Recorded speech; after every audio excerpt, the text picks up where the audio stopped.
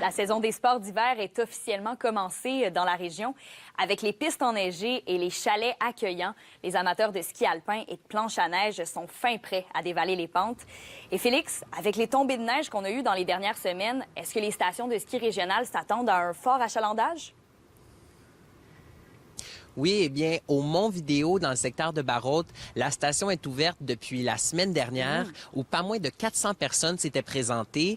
En fin de semaine, ça va être 2 pistes qui vont être ouvertes et l'organisation est confiante que d'ici le 25 décembre, toutes les pistes le seront.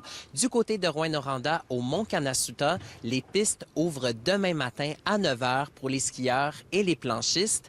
Et l'organisation dit que ça s'annonce pour être une grande année, alors que l'an dernier, ils avaient enregistré une saison record. Bien, notre ouverture est demain matin, 9 h. Donc, on peut entendre la dameuse en arrière-son. Là. On a plein de personnes qui sont en train de préparer la montagne, le déneigement des entrées, le damage de la piste. Donc, oui, on va être prêt pour 9 h demain matin.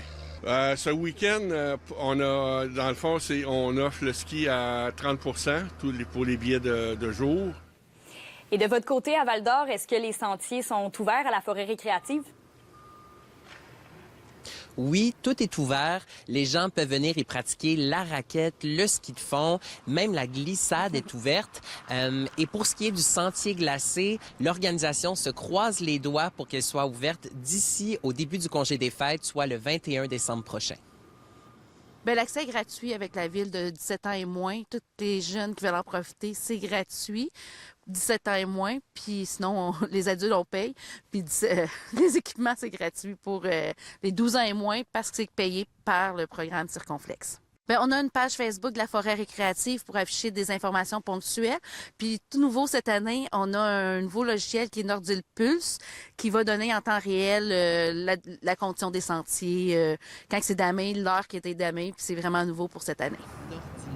Nordic Plus. En terminant, Kémilia, je sais que vous êtes une amatrice de ski de fond. Eh bien, les sentiers entre Ville-Marie et la Bannique au Témiscamingue sont ouverts. Ah, ça va me faire d'autres pistes à essayer. Merci, Félix. Bonne fin de semaine. Je vous en prie. Merci à vous aussi.